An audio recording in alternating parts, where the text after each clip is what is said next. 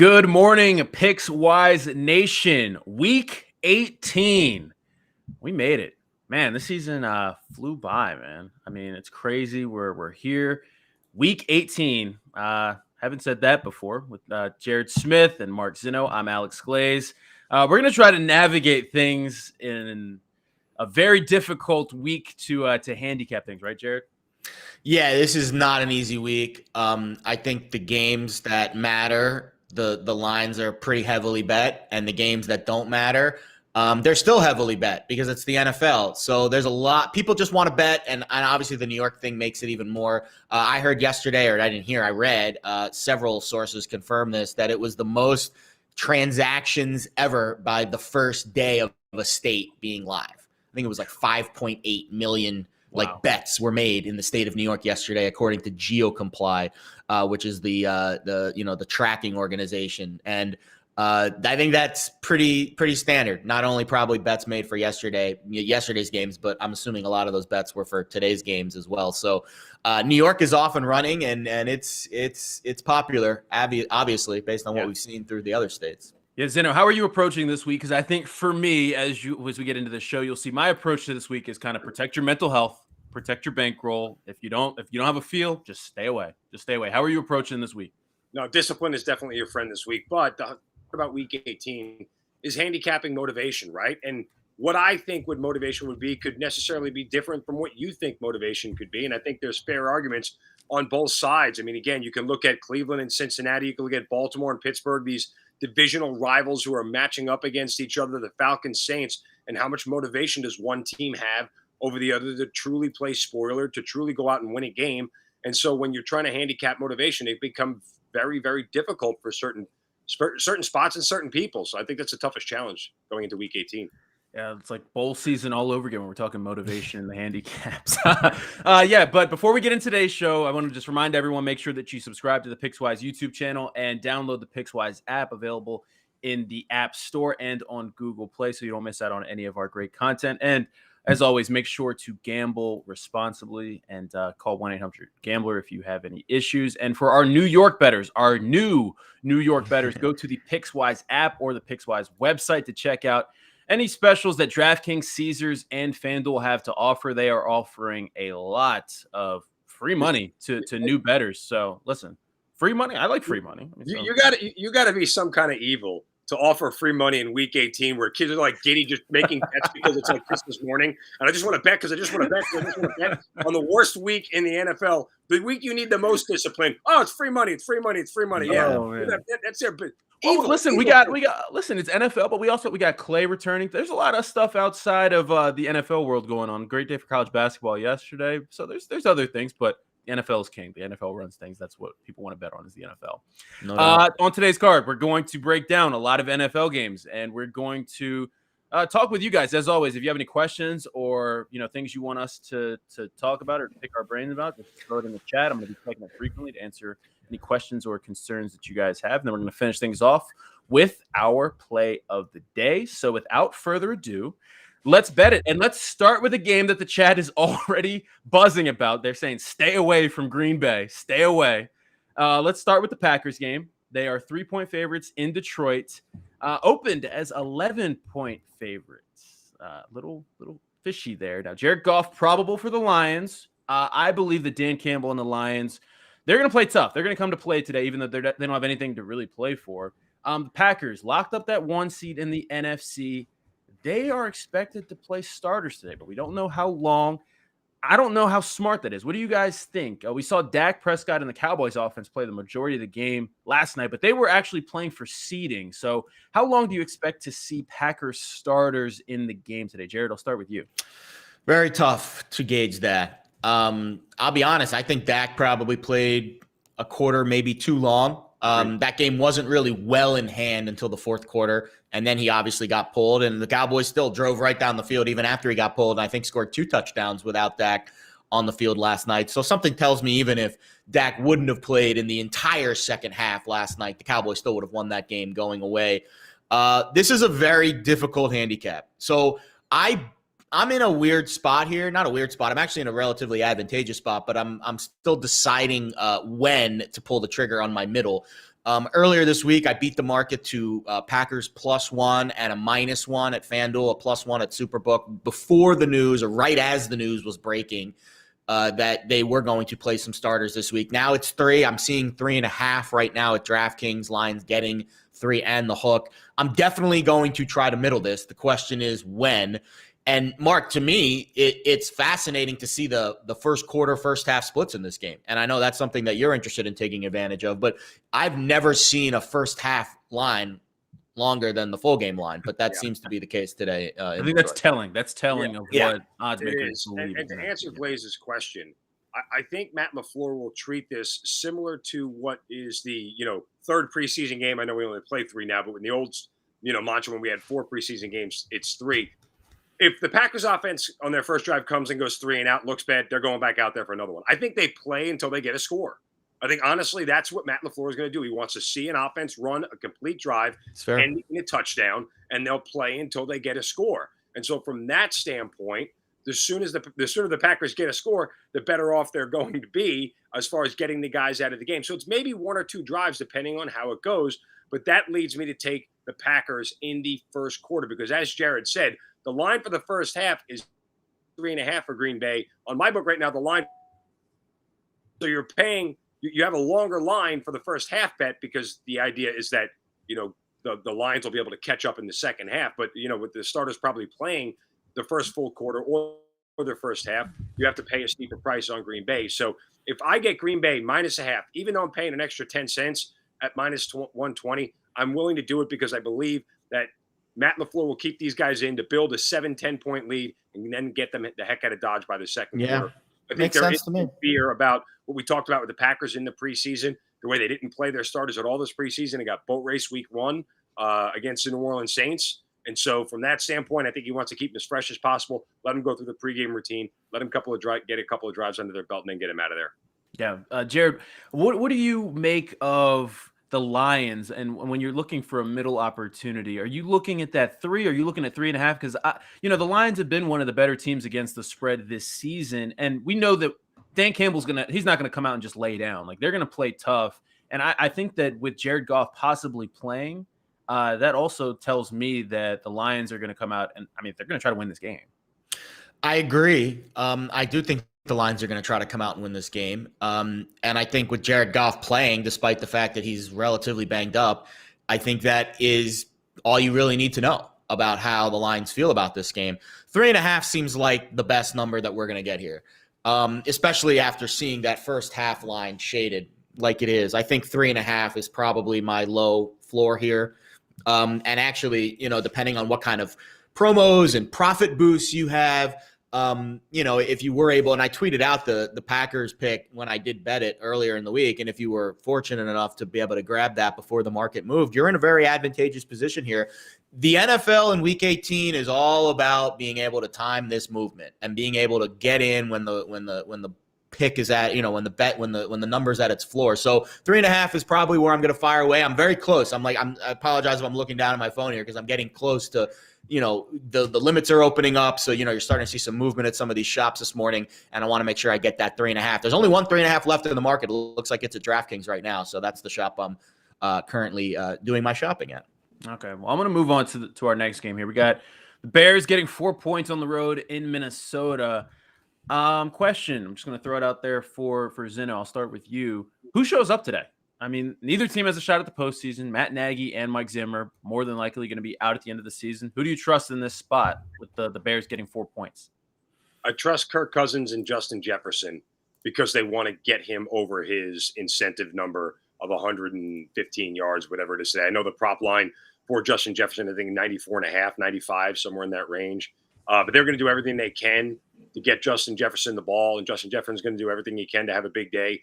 That, for me, is enough motivation right there for the Vikings offense to be able to score and go out there and get an early lead. Look, whoever goes down in this game early is thinking of the golf course, right? Like, whoever falls behind 2 scores, they're mentally out. They're done.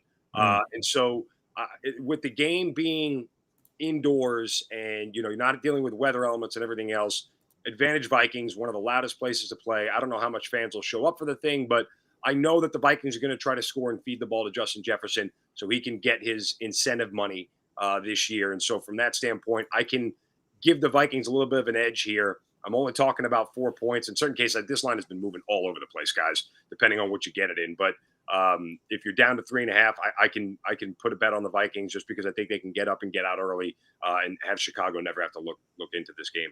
Yeah, Jared, you did a lot of great work this week, and you have an article up on the Pickswise website talking about contract incentives and kind of how to bet props when looking at these incentives. A lot of great information there. If you haven't checked it out yet, go to the Pickswise website and definitely take a look at that.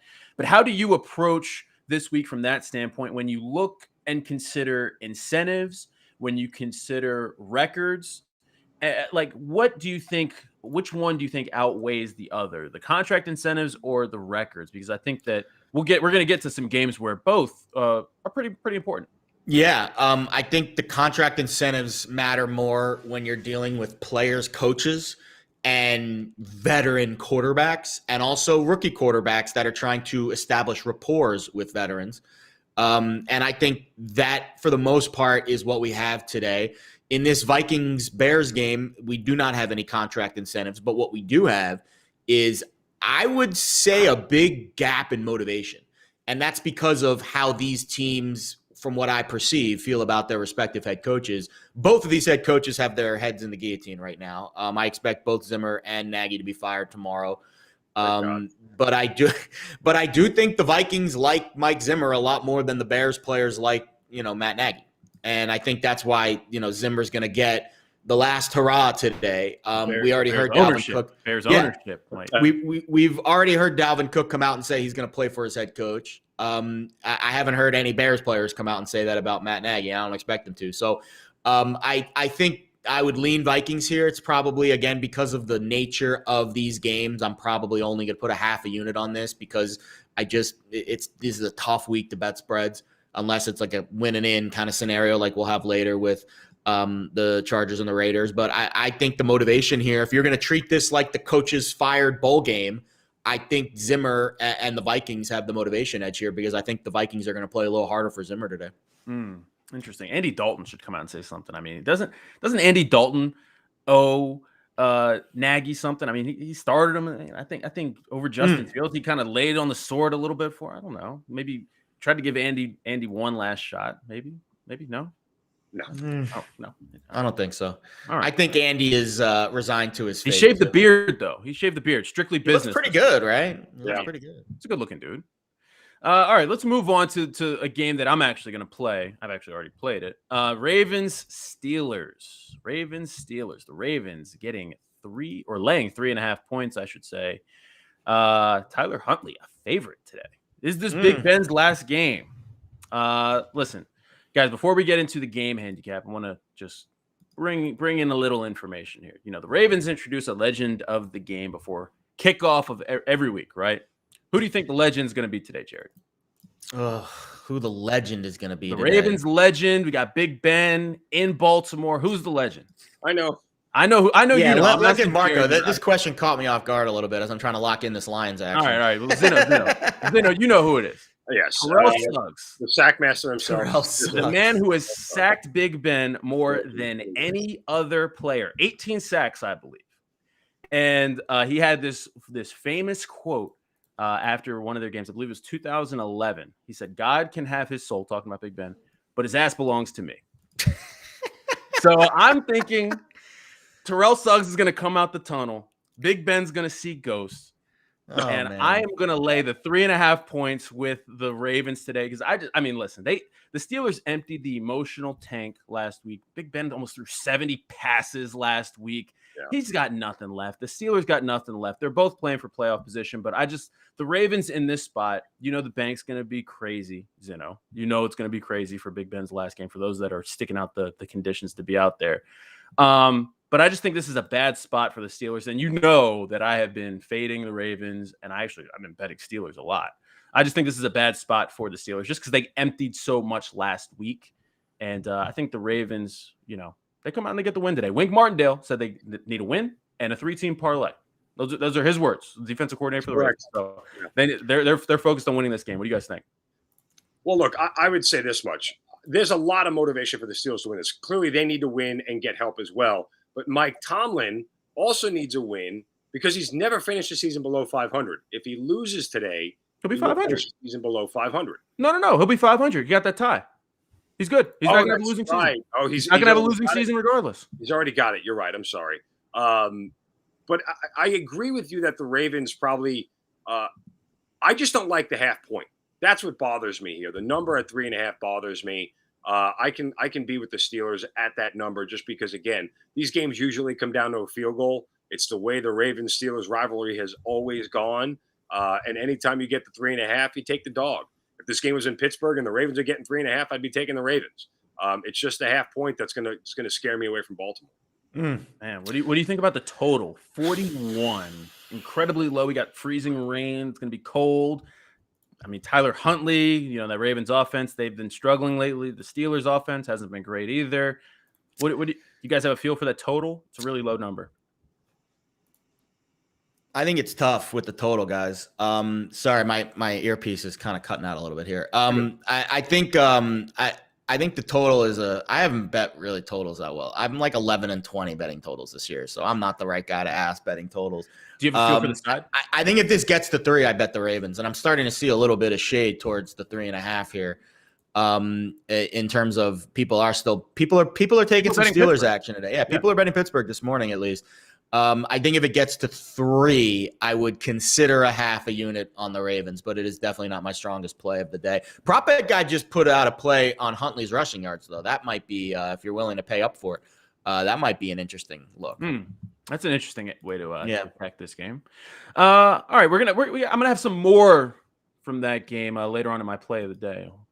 We'll talk about that later. Let's move on though to the Washington football team at the New York Giants. Jake Fromm getting the start for the Giants, completed 6 passes and threw an interception in his lone start. The Giants offense has scored 0 touchdowns or 1 touchdown in 7 of their last 8 games. Anybody on the Giants today? Anybody? No one is betting the Giants today. No one in the betting world is touching this game from the Giants side. Judge isn't even betting on the Giants today. But here's the thing, though. Why did this come off of 7? I am just but you know what that means. You know what that Why? means. You know what that means. You have to bet the 6.5, but I'm flabbergasted why it came off of 7. I have no idea. No one's betting the Giants. Someone bet the Giants, though, for it to come off of 7. So, I don't know. Maybe bookmakers were just feeling, warm in their soul and just said, "Hey, no, they don't get it. There's no warmth in the bookmaker's soul. I talk to them every week. All they care about is money. I'm just kidding. We love the bookmakers. But Zeno, what do you want for this game? I mean, look, I'm all over Washington. They're a better. This is more of a play against the Giants than anything else. Yeah. As you mentioned, how bad their offense is. Jake Fromm is not a competent quarterback at this point in his career. Joe Judge made some ridiculous comments about the Washington football team being a clown, franchise. I mean, all of this stuff. Judge is hot meat kettle. Yeah, Joe Judge is a bozo. Like, he is awful. This Giants team is regressing. They are so bad. They are the worst team in the league right now. They're worse than the Jaguars. They're worse than the Lions. The level of play is just disgusting. Nobody's going to be at MetLife Stadium. Like, the Giants season ticket waiting list is like 30 years long, and no one's showing up today, and people can't even. They couldn't sell tickets for $13. Yeah. You can get in for $6. Today. There is no home field advantage. Oh yeah, it's 0. Touchdown, hammer Washington. It's not even a question of motivation. It's just a question of them being a better team. And yes, Ron Rivera heard everything Joe Judge said, and he took it personally. All right, we got some breaking news coming in right now. Breaking news. The Broncos have fired Vic Fangio. Didn't even make it to Black Monday. Listen, no. You can't. No. I agree with doing it today because they should have done it last night after he opted to kick that field goal. Agreed. They should have walked down. Elway should have walked down to the field and fired him on the spot. I mean, after that field goal, that's a fireable offense. He should not have been allowed to even go back into 100%. the locker room after that move. I mean, that was it. That was the nail in his coffin. Totally agree. That wasn't the nail in his coffin. That was the cherry on top of his coffin of being fired. Like, I mean, come on. That's as Vic Fangio as you can get kicking that field goal. Yeah, Vic Fangio. There's a microcosm. Also, by the way, as we were talking, the Lions at DraftKings went from 3.5 to 3. So luckily I got the middle in just in time But man, oh man, I think the Lions might be a live dog today now. I really I feel think like so. I've heard a lot of people talking about the Lions. I don't know. Like I said, Third best team in the league against the spread. My energy. I'm just gonna play what I'm feeling. So far, the Ravens are my only. I actually have another play, but I'll get to that later. But anything else for this Giants Washington football team game? No, let's move on from this game, please. Yeah, let's move on. And this is where kind of Jared, the research that you've put a lot of time and effort into goes to work here. We got Panthers at Bucks. Tampa Bay opened as 16.5-point favorites. Now the Bucks only laying 8. The Bucks with the win can get the 2 seed, and they also need a Rams loss, or the Bucks can also tie with the Rams loss as well. So pretty much they need the Rams to lose to get that 2 seed. But the way you're looking at this game, Jared, you don't care about how this game plays out. You're looking at one specific player. Who are you looking at? Yeah, well, Brady was on the list originally, but I think he's already in first place in all these categories, so he's not eligible for any additional bonuses, maybe a little bit, but really it's Rob Gronkowski's the guy that I'm really targeting here. 7 catches away from 500K. His receptions prop is 5.5. Juice to the over. I got it last night at -135. DraftKings is also offering an incentive special over 6.5 at +130, but they cap what you can bet on it. So for the big heavy hitters out there, probably just hammer the 5.5 with pay for a little more juice. If you're $10, $15, $20 better, then go for the 6.5, I would say at +130, because they do, again, cap. I think it's $50 max what you can bet on the DraftKings incentive specials that they're offering this week. 95 yards for another 500K. I got in it as receiving yards prop at 63.5. It's right in that range now, 64, 65. I saw some shops hovering it. I think that is worth the unit to the over. And then the touchdowns. Probably not going to get to 3 for another 500K, but I think he definitely is going to be targeted in the red zone. And I think I played kind of a waterfall approach to his touchdowns today. 1 unit on 1 touchdown, 1 unit on 2 touchdowns at around 8-1. His touchdown prop was around +150. I saw it bet 365. And then I did it, sprinkle it on. Why not? If he goes nuts and gets the 3 touchdowns today, maybe he's got a deal with Brady. He'll split the money with him or something. 40-1 for him to score 3 touchdowns today. Half a unit nets me 20 units. So why not? That's kind of where I'm at with this game. Gronk, we're hoping that Brady and Gronk are in cahoots today to get that incentive across the finish line, because it'd be a nice payday for us as well. Zeno, before I get to your pick, I want to ask Jared a question, because I think that this is something that a lot of viewers will be interested in. When you're looking at these props, because bookmakers, they know about these contracts. They know what's coming today, right?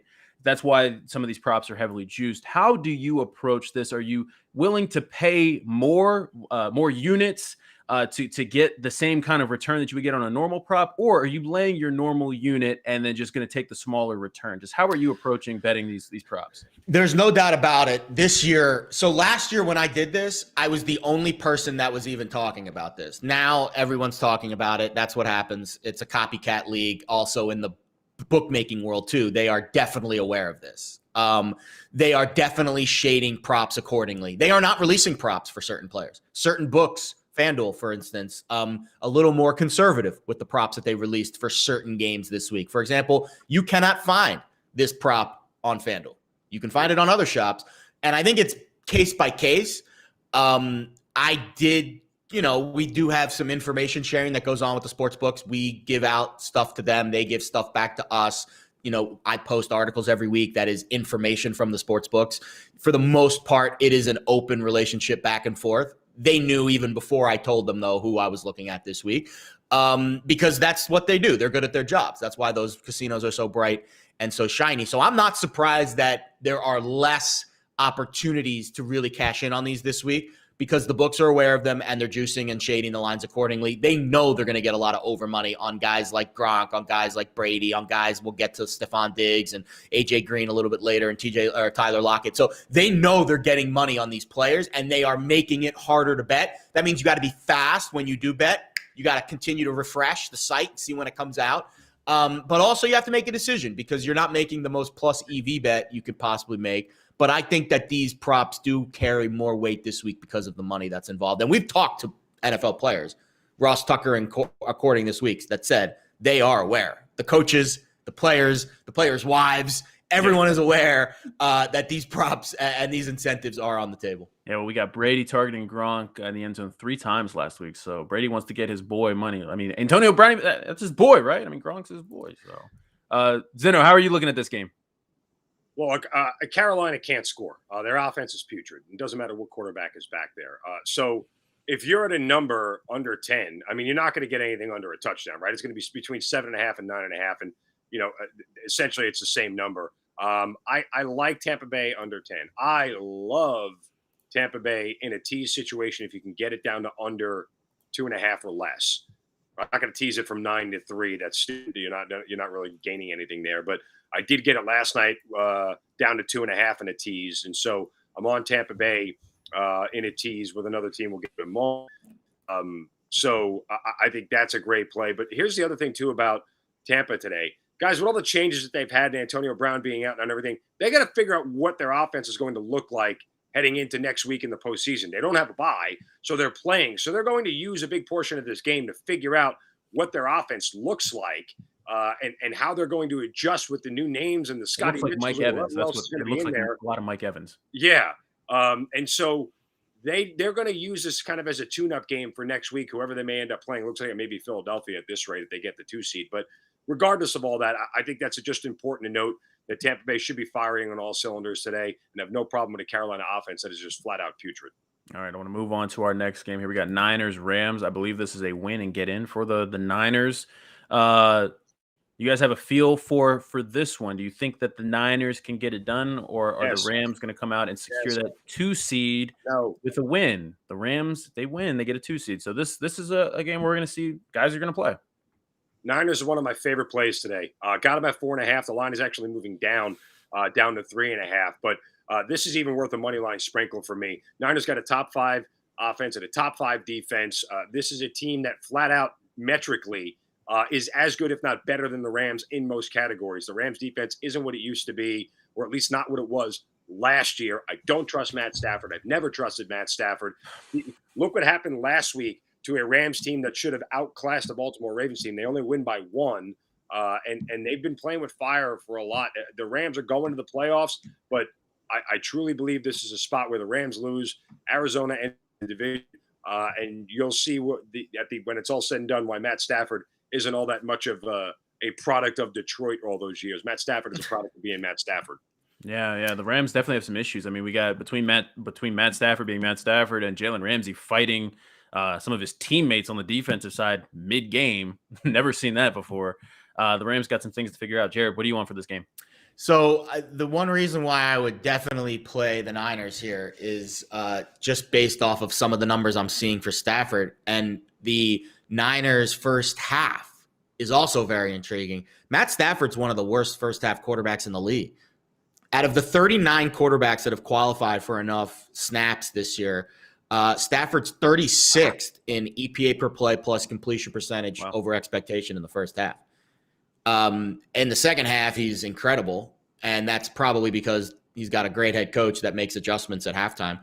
But in the first half, he has been dreadful. And the Niners, again, have everything to play for here. They're getting a ton of secondary pieces back. That's, I think, why the line has moved about 0.5 point to a point in San Francisco's direction over the last 24 to 48 hours. And when you look at this game as a whole, you have to look at the rivalry. And the Niners have owned this rivalry 5 straight. So Shanahan owns McVay. I think the Rams are a very talented team. I cannot take anything away from the comfortability that Odell Beckham has shown over the last few weeks playing with Stafford, and they are very, very prolific on the outside with Kupp and Odell playing at a very high level. But when I look at the urgency here, the Rams want to win the division, sure, but the Niners theoretically are out of the playoffs if the Saints win and they lose today. So that is, in my opinion, more motivation than a just win, lose, and you could maybe have to go on the road compared to lose and you are going home. So I think the 3.5, my guess is it doesn't get lower than that. And I think it closes there. That's probably the floor. Maybe it goes back to 4 because we have seen significant buy down on that line this week. But I would say Niners first half and Niners spread. Niners money line first half and then Niners spread for the game is probably how I would play it. We got a by question the in the way, chat. Who's the quarterback for the Niners? I was It's just gonna going be to say, Jimmy. It's gonna be It Jimmy is Garoppolo. Jimmy G. That I am hearing Jim. That is a great. That's part of the reason that- why the line moved a little bit, is because Jimmy G is good. That is part of it too. You're right. That is part of it too. I'll add one more thing about Stafford. He's thrown 15 picks this year. 11 of them have come in the last 8 games. So he has regressed this year from a quarterback who started out throwing 4 picks through his first 8. He's now thrown 11 through his last 8 games. He leads the league in pick sixes too. Mark, you're right. The line movement, the secondary probably a half a point. I would say Jimmy G is probably a full point. Question for you in the chat, Jared. You specifically. Have Okay. you tried the money line and each team scores at least 10 points bet? He's thinking that this is from Gary. 3-team bet: Bucks, Patriots, and Bills. He's got it at plus 428. That is interesting. Yeah, I mean, that's basically a 10-point teaser, kind of, in a sense. So haven't had too much success with those this year. I know our producer Jack has, but I haven't. Yeah, Gary. I mean, I think I'd be careful with the parlay, specials. They give you those like special parlay, promo type things. For the most part, those favor the books more than they favor us. But if it works for you, listen, there is no right way there's a million different ways to skin this Once you guy. place the bet, it's 50-50. Yeah, it's once you make the wager and you feel. Yeah, but I think in general, like if you think that a team's going to win the game that is going to probably score more than 10 points, but then you need all 3 of those teams to win. What if the Patriots lose to the Patriots? What if the Pats lose to the Dolphins today? Could happen. Yeah. Speaking of the Patriots, let's move on, because as much as things change in this league, some things just stay the same. Patriots winning the AFC East. It just seems to just happen every year. And Not with a this win year. today, it can happen again. The Patriots win, and they need a Bills loss as well. But the line opened New England as 2.5-point favorites, now 6.5-point favorites. Jared, I don't see a play for you in this game. Zeno, I do see a play for you. What do you got in this game? Love the Pats straight up minus the 6. And I love the Pats in a teaser. I put them with Tampa Bay. I know that people will sit here and tell me about how much trouble the Patriots have had down in Miami late in the season. I kind of just throw that stuff out. It was more coincidence than anything else. This year, this Patriots team, and defensively, they are outstanding. Miami continues to struggle offensively, and against a very mediocre Tennessee team last week, mediocre defensive Tennessee team, they were ineffective on offense. Patriots obviously know that they have to win. They'll get a full complement of a heavy run game from the Patriots. Now, will it be Damian Harris or Ramondre Stevenson? I'm not sure it matters who is the running back there for the Patriots. Bill Belichick is very good in running back by committee situations. So I like the Patriots. I'll lay the 6 with them, but I also put them in a tease with the Tampa Bay Buccaneers. And I have little concern about them going down to South Florida. The weather conditions actually favor the Patriots here in this spot. I just don't think that Miami at this point has anything to play for. If the Patriots get up early, it's stomp on your throat city. Yeah. Here we go. We got a question from the chat from Leonard. What's a better bet, Miami plus 12.5 or Patriots money line? I guess he's looking for a teaser like here. Zeno, you're on. I would go Patriots down. Patriots. I mean, again, If you want a teaser, wait till the end of the show. I'll give you a 2-team teaser. That's money. Okay. There we go. I like that tease. I like that tease right there. Let's try to get there quickly then. We got a couple more games here. We got Seahawks at Cardinals. The Cardinals win the NFC West with a win and a Rams loss. But, guys, as we know, the Cardinals have been terrible at home this season. So which side are you on for this one, if you have a side? I think I'm leaning Seahawks. But I don't know if I'm going to make it to the window. I don't know. The Cardinals have to eventually figure things out, right? They're a good football team. Mark, go ahead. I know you got a strong play on this. Go ahead, Zeno. I said Cliff Kingsbury is a terrible coach. That's part of the reason why they don't have to win this game. Part of the reason why you look on the show sheet, I originally had them in my teaser leg and pulled them out because I'm going against Russell Wilson, a better quarterback, and Cliff Kingsbury is an awful coach. The Cardinals have been terrible down the stretch this year. They're bad at home. So all those things make me take Arizona out and sub Tampa and New England back in that spot because I get a more trustworthy coach in Bill Belichick. But still, again, the Cardinals should win this game. And the Cardinals are a better team than Seattle. Seattle's defense is awful. Like even last week when they scored 51, they still allowed plus 20, whatever it was, to the Lions. Bad offense. The Cardinals have a much more competent offense than the Lions do. There's no reason Arizona shouldn't score 30 in this game and win easily. The Seahawks always play tough. I don't know how much of a, quote, rival this team is, Seahawks and Cardinals, but they always play tough, tight games. But still, I don't trust the Cardinals enough to lay it at the number. And even though it's come down to 5.5, it's kind of a stay away because I don't want to trust the Seahawks, and that defense is pitiful. So I won't have a play on the game itself. I don't think it's a terrible teaser leg to move Arizona down to essentially a pick 'em. I don't think it's terrible. I think there are better options out there. Jared, the Cardinals 2-5 against the spread, 3-4 at home this season. You don't care about any of that. I think in general this is a perfect spot to take the AJ Green receiving yards prop. He is 75 yards away from $250,000, and his receiving yards prop is in the mid 50s. I got 53.5, so that's a unit right there, no doubt. Tyler Lockett. So I was going through his contract incentives, and there was a little bit of a discrepancy when I looked at. He's already gone over his yards and his receiving yards bonus. And from my understanding, I think if he gets the touchdowns bonus, he gets an extra escalator. But I'm not a lawyer. I'm not a contract lawyer. There is a chance that he has already gotten it. I have been doing research all week to try to find out if it's an or an and situation in his contract. I've seen reports on both sides of it. I'm going to err on the side of he hasn't gotten there yet. Because I'm seeing a big gap in his touchdown number on FanDuel compared to other books. And like I said, FanDuel is very keen to this.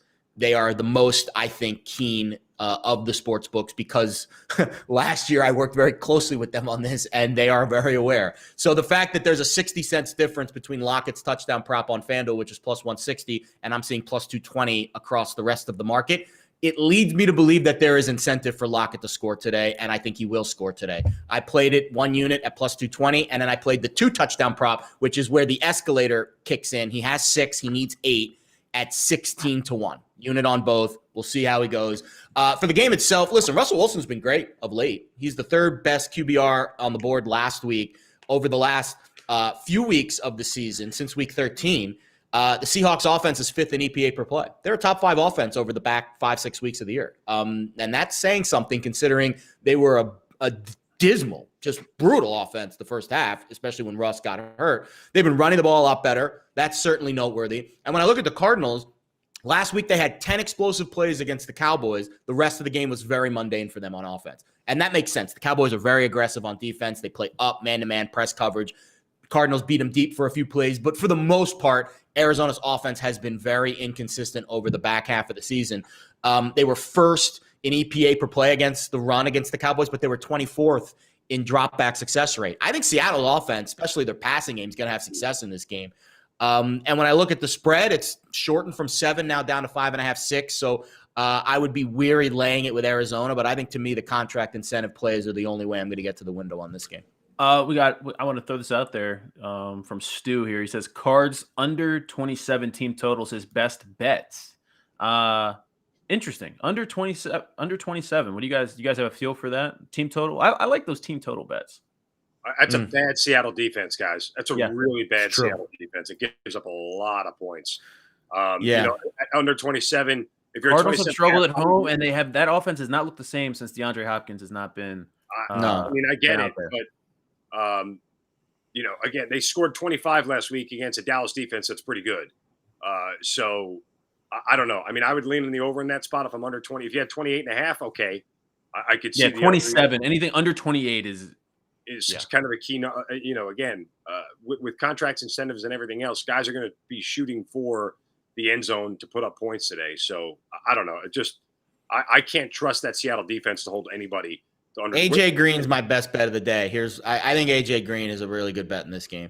They're going to see. So the Seahawks are known for that 2-deep zone. You're going to play a lot of that 2-deep zone. AJ Green's a veteran. He's going to find those zone pockets, and I think Kyler Murray's going to be able to hit him. But in terms of points, I would probably stay off that team total. Yeah, I would probably stay off it. All right, let's move on to the big boy. This is the one that is going to cap off Week 18. Chargers at Raiders. Win and in for both teams. Jared, I'll start with you in this one. This is going to be on my main screen tonight. We got a 2-screen situation tonight because That's good. We got Klay Thompson returning for the Warriors. That's going to be on the second screen, NBA TV. This is going to be on my main screen tonight. What is your feel for this game? Yeah, I mean, everyone kind of likes the Chargers here, and I understand why. We're seeing a lot of handle come in early in the week. It went off 2.5 to 3. It even got to 3.5 very quickly, and then it got bought down from 3.5. So that's kind of where the narrow focus I see here. There's a chance. I put this in the best bets column this week, and I put the caveat in that I have not bet this game yet, and I have not bet this game yet because I think there is a chance we still get a 3.5 at some point today. I'm seeing 3 shaded -115 to the Chargers, -105 to the Raiders, and I'm on the Raiders. And I think when you look at the injuries, I'm a little concerned about the Waller and Jacobs questionable tags. I think Waller is the knee. That's the big one. And Jacobs is the ribs. I think both will play, but obviously that concerns me. Keep an eye on that status throughout the day. If you start to see the line move to 3.5, it might be because of that. But I think in general, when I look at this Raiders team, 3-0 over the last 3 games, it's because Josh Jacobs is averaging 20 carries per game over that stretch. They are getting the running game going. They are stopping the run effectively. I don't think the Chargers are going to be able to do what they did on the ground the last time these two teams played in Week 4, which was Austin Eckler going off for 100 plus. Yeah. They ran for almost 5 yards per carry. They had a big lead at the half. They almost blew it late, but they were able to win that game. And when I look at Derek Carr, I mean, goodness gracious, what a year he's had. Since the Henry Ruggs dismissal, he's 3rd in completion percentage. He's top 5 completion percentage throughout the course of the season this year. He's had a really good season considering he's had a ton of off-the-field issues kind of hamper his development and his progression in this offense. Justin Herbert's been fantastic. I can't take anything away from him. It is very hard to fade Justin Herbert in this spot. But I just think the Raiders' defense is a little tougher. I think the Vegas crowd's going to be into this game, especially considering the playoffs are on the line. And overall, I like getting 3. If you can get 3.5, great. But I like getting 3 at home with the Raiders team. I think it's a little bit tougher on defense right now. And I think they're going to run the ball effectively as long as Jacobs plays against this Chargers defense, which has been very susceptible to the run this year. They're dead last in rushing success rate. So I think Carr, play action, running the ball, better defense at home, catching points. That's also fading the public. That's kind of where I'm playing it tonight. I see a comment in the chat. In Justin Herbert, we trust, and I'm with him.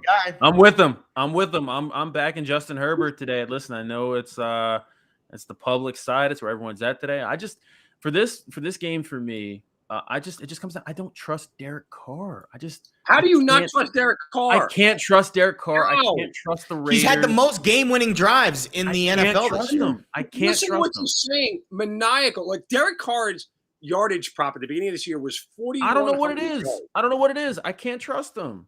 He's blown right by it with literally no offensive weapons. Waller's been out for a better part. He's been using Hunter Renfrow. Hunter Renfro's listen. No. I'm not going to let you do that. Hunter Renfrow is a great receiver. He's Wes Welker, like the poor man's Wes Welker. No. And by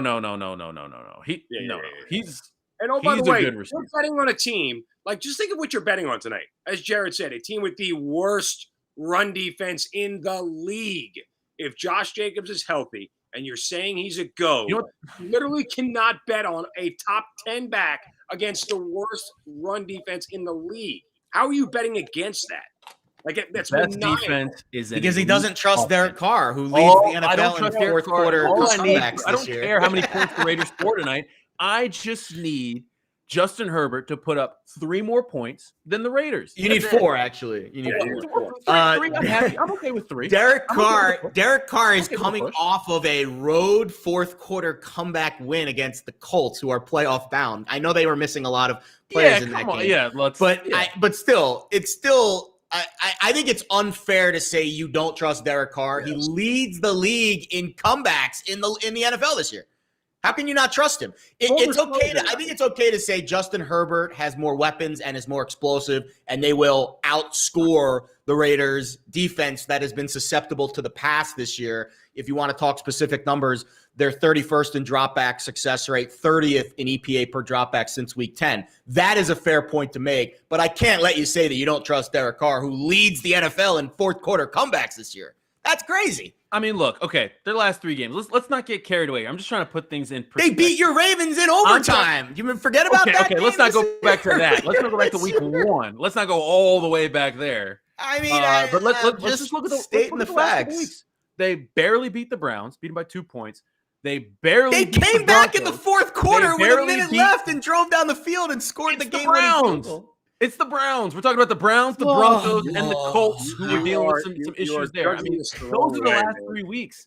I mean, they lost to the Washington football team. I mean, you know what I mean? Like, I think that this. Look at the Chargers box score against the Texans and tell me. Yeah. I think the Raiders are fool's gold. I don't believe in the Raiders. I don't trust Derek Carr. All right. And listen.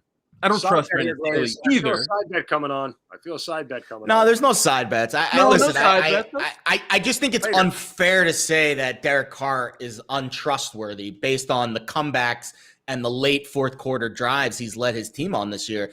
They've had the Raiders have had the most tumultuous against the Browns and the Bengals. I don't care who the Browns and the I don't care who the games are against. The Browns have a ton of talent. They have Myles Garrett, Jadeveon Clowney, Malik Jackson up front, chasing quarterbacks and putting them in graveyards.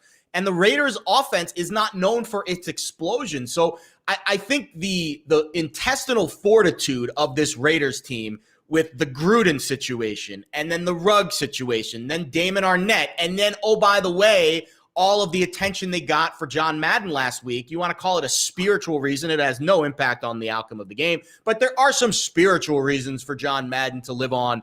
And this team embodies his spirit, I would say. They run the ball, they play defense, they're tough, and they have been through hell off the field this year.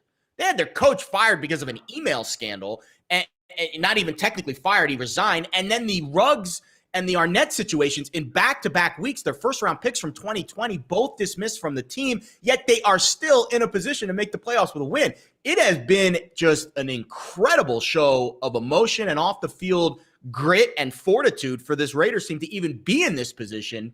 Sure, you want to say they're a little bit outgunned in terms of the offensive firepower that the Chargers have to offer. I totally get that. But to say that Derek Carr is untrustworthy, I mean, he has held this thing together with, super glue and arts and like an arts and crafts project. And it is remarkable that they're in this position. The home field advantage tonight is going to be such a. I agree 100%. Vegas will be rocking tonight. That place is going to be. They get behind their teams just like they did the Golden Knights a few years ago. Yes, that place is going to be bonkers. Glaze, you're on the wrong side here, kid. All right, well, you guys have fun backing a team that lost to the Bears, the Giants, the Washington football team. The Chargers just lost to the Texans 2 weeks ago and gave up 41 points. All right, you guys have fun backing that team. We'll see tonight. I mean, listen, we'll see tonight, right? You're backing lost to the Texans 2 weeks ago. To Davis freaking Mills. They gave up like 180 yards to Rex Burkhead in that game. Seriously.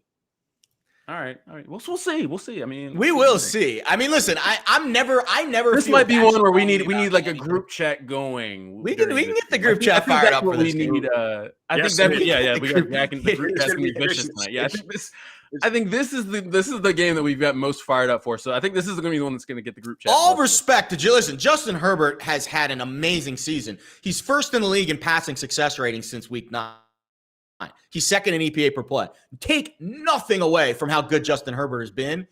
It feels like this is not his night. Okay. It feels like this is the Raiders' night. And again, that's not a statistic or an analytic that I would take with me to the window.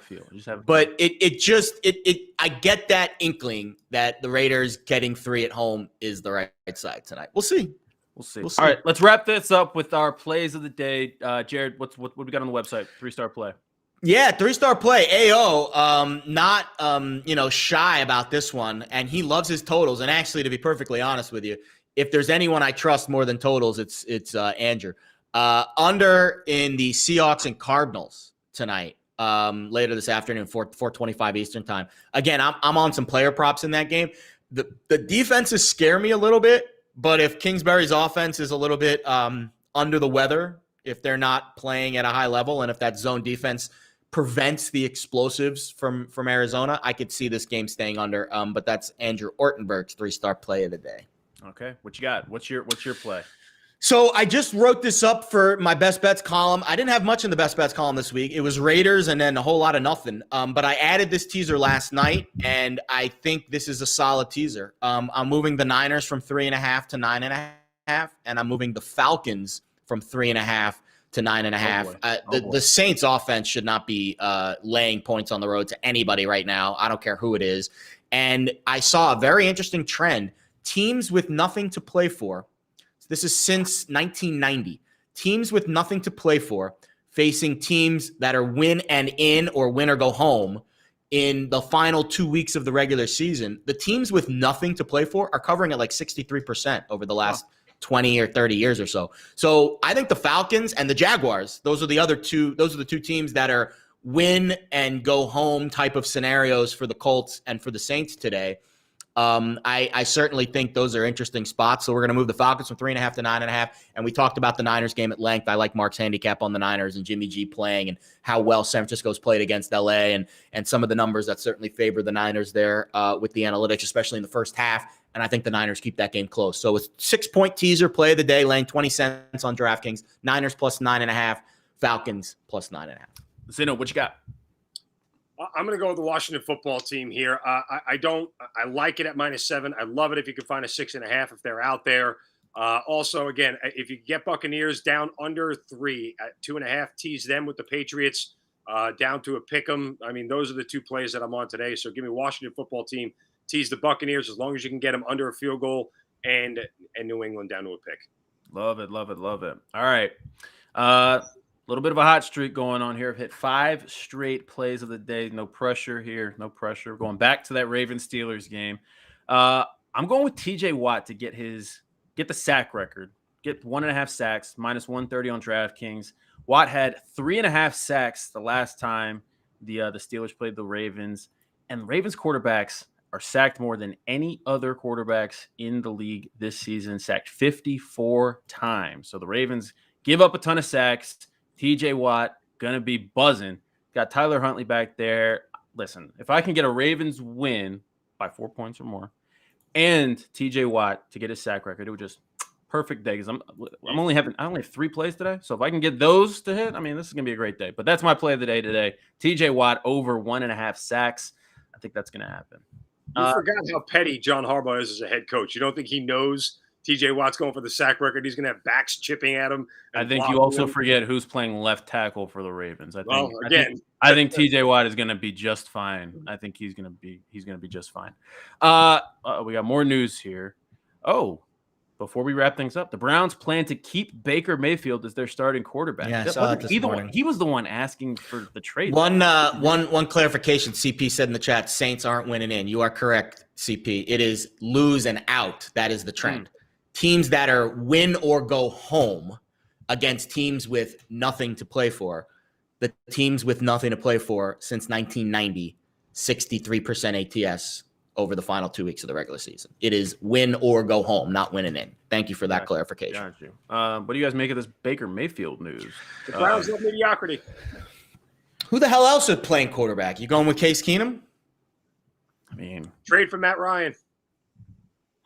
I don't know. I mean, listen, all I know is Aaron Rodgers better stay the hell out of the AFC North. That's all I care about. Just keep him out of the AFC North. We got enough problems with Joe Burrow. Aaron Rodgers and Russell Wilson are going to be on the Packers and the Seahawks next season. That is my hot take of the day. Okay. Before we wrap things up, question for you guys, because I think this is really interesting as I wrapped up with my TJ Watt record setting sacks tonight. Do records even count now that we got week 18? Should there be a new record? Of course. You know why? Here's why they count. I'll tell you why they count. TJ Watt also missed a ton of games, which is even more. Yes, but also, how about this? Jamar Chase needs 45 receiving yards for the most ever by a rookie. You know who holds that record? Who's that? None of you are ever going to get this. Bill Groman, who broke the record or set the record in only 14 games for the Houston Oilers in 1960 when they didn't even have a 16 or now 17 game season. These records matter. Players play when they play. No asterisks for me. No asterisks. Zeno? No asterisks. No asterisks. What do you think? No asterisks. There's your trivia question of the day. Jamar Chase is 45 yards away from breaking a record that has been. I did not know that. That was an interesting 1960. Stat. They count Zeno? What'd you say? I said no asterisks for me. I'm fine. No asterisks. All right. Well, let's get. Zeno's not an asterisk guy. You're not an asterisk guy. You're a lot of things, Mark. You're not an asterisk He's guy. by the book. He's very by the book. Very by the book. All right, boys. Well, good luck. Hopefully we can have a better day today than we did yesterday. We won't. I apologize for the college basketball picks yesterday. I was throwing up all over myself after those. It was my only saving grace yesterday. So oh my god. Yeah. All right. Well, good luck with your picks today, and let's enjoy Week 18 and get ready for the playoffs, guys. Good luck.